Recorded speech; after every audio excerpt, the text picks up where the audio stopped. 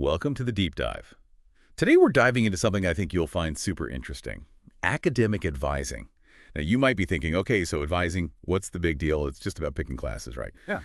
But you sent over some really fascinating research that suggests it's so much more than that. We're talking about potential impact on everything, Yeah. from academic success to personal growth, Mm. even career trajectories. And luckily, I've got our expert here to help us really unpack all of this. They're amazing at connecting the dots and seeing the big picture, so this should be a fascinating deep dive. One thing that really jumped out at me from the material you shared was this idea that academic advising is about helping students achieve not just their academic goals, but their career A&D personal goals as well. That seems incredibly ambitious. Is that really how advising works in practice? Yeah, it might seem that way, but that's really the goal. Think of it as a partnership, dedicated to unlocking a student's full potential. And that potential extends beyond just academics, encompassing their personal aspirations and career ambitions. We're talking about fostering skills like critical thinking, problem solving, and communication, skills that are valuable in any field.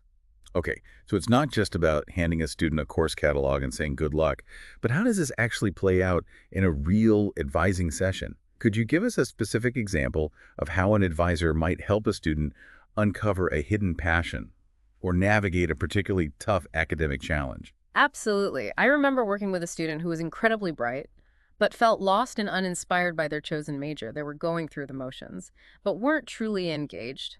Through a series of conversations, we were able to delve into their interests, values, and skills. Hmm. We discovered a hidden passion for environmental science, a field they hadn't even considered before. Yeah. With guidance and support, they switched majors, their grades soared, and they're now pursuing a fulfilling career in conservation. Wow, that's a fantastic example of how advising can be truly transformative. But some might argue that students can develop these skills on their own through life experience. What makes advising such a unique and effective catalyst for this kind of growth? It's about having a dedicated guide and mentor who can provide personalized support and tailored strategies. Advisors act as a sounding board, helping students clarify their goals, identify their strengths and weaknesses, and develop actionable plans. They also provide access to resources and connect students with opportunities that they might not be aware of otherwise. It's like having a personalized roadmap to navigate the complexities of higher education and beyond. So it's a lot more than just course selection and degree requirements. It's about cultivating a mindset of lifelong learning and personal development. And it sounds like advisors play a crucial role in fostering that mindset. But this brings to mind the classic image of an advisor tucked away in a small office, buried under paperwork. Is that still the reality of academic advising today, or has the role evolved? That image is definitely outdated. Today's advisors are using innovative approaches and technology to connect with students. We're meeting them where they are, whether that's online in group settings or through one-on-one sessions. It's about building relationships and providing ongoing support throughout their academic journey. It's interesting how you use the word relationship. It really emphasizes the collaborative aspect of advising. It's a partnership where both the advisor and the student contribute to the journey. But are there any challenges or misconceptions about advising that we should address? I mean, not everyone might see it as this incredibly valuable, transformative experience. You're right, there are definitely misconceptions out there. One of the most common is that advising is only for students who are struggling academically, but that's simply not true. So even high-achieving students can benefit from advising.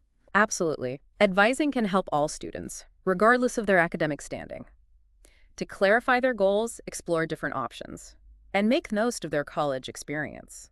It's about maximizing their potential, not just addressing problems. I've worked with students who were at the top of their class but felt uncertain about their future path.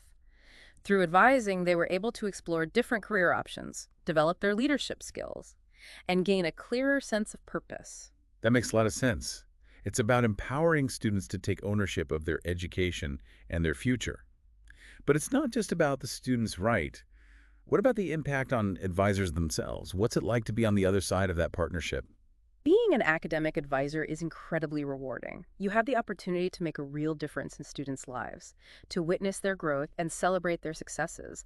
It's a privilege to be part of their journey, but it's also challenging. It requires empathy, active listening, and a genuine passion for helping others. You have to be more than just a scheduler or a rule enforcer. You're a mentor, a confidant, a guide. Exactly. And you need to be adaptable and responsive to the unique needs of each student. But the rewards are immeasurable.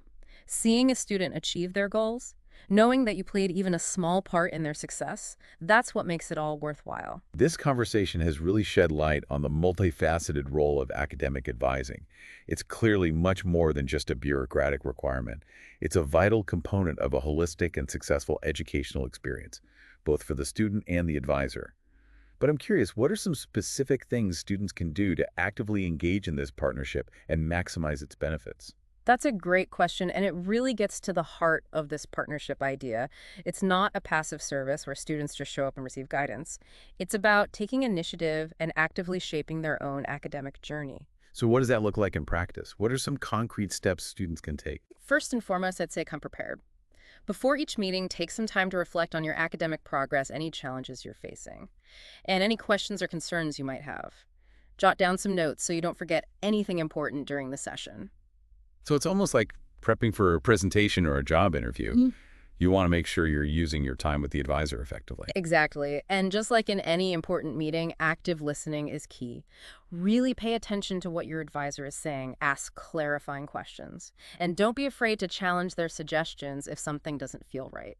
That's interesting. You're encouraging students to push back a little, to have a real dialogue. Absolutely. It's a collaborative process. The advisor brings their expertise and knowledge of the academic landscape, but ultimately the student is the one who has to make the decisions about their own path. I think that's such an important point. It's about empowering students to be active participants in their education, not just passive recipients of information. But let's be realistic. Not every student is going to come bounding into their advisor's office brimming with questions and ideas. Some might be hesitant to reach out. Maybe they feel intimidated or like their problems aren't big enough to warrant an advisor's time. What would you say to those students? I understand that feeling, but honestly, there's no such thing as a problem too small when it comes to academic advising. We're here to help students at every stage of their journey, whether they're struggling with a particular course, feeling overwhelmed by their workload, or just need someone to talk to about their future plans. It's almost like having a dedicated support system within the larger university structure. That's a great way to put it. We want students to feel comfortable coming to us with anything that's on their mind, no matter how trivial it might seem. Sometimes just talking through a problem can help clarify things and lead to solutions.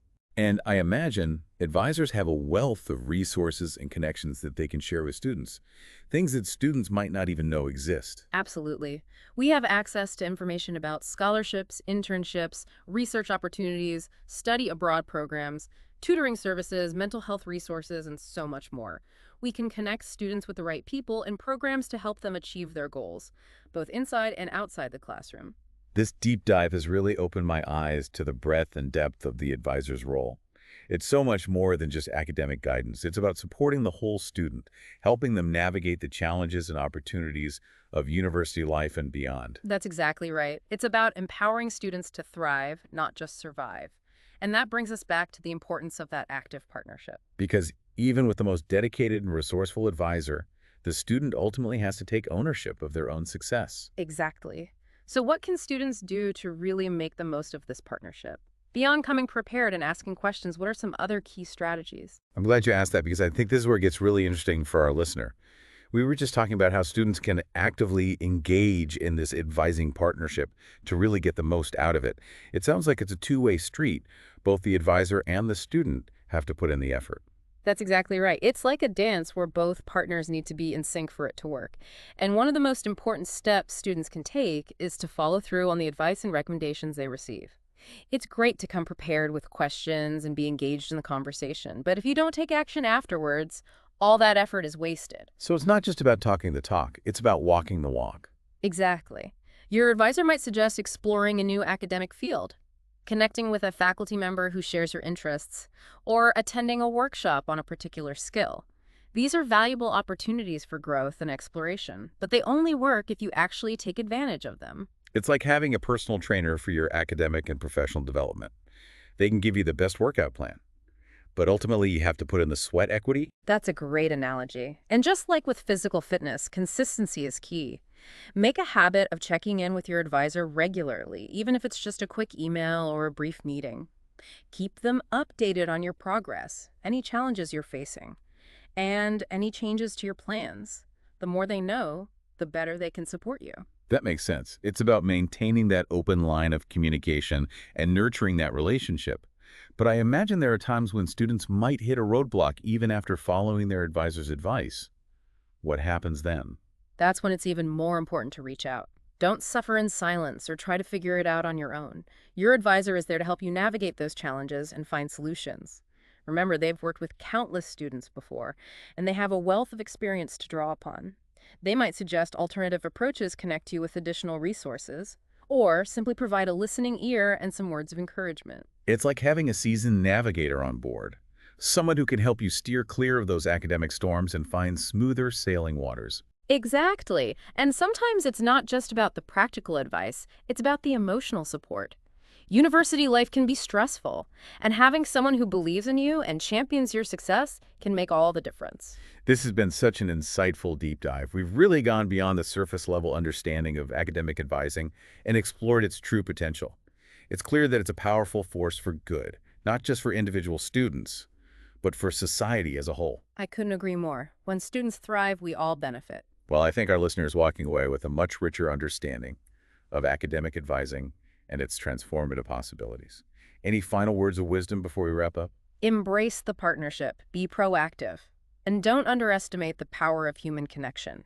Your advisor is there to support you, guide you, and cheer you on every step of the way. Fantastic advice. Thank you so much for sharing your expertise with us today. It's been a pleasure. And to you, our listener, keep exploring, keep learning, and keep diving deep. We'll catch you on our next adventure.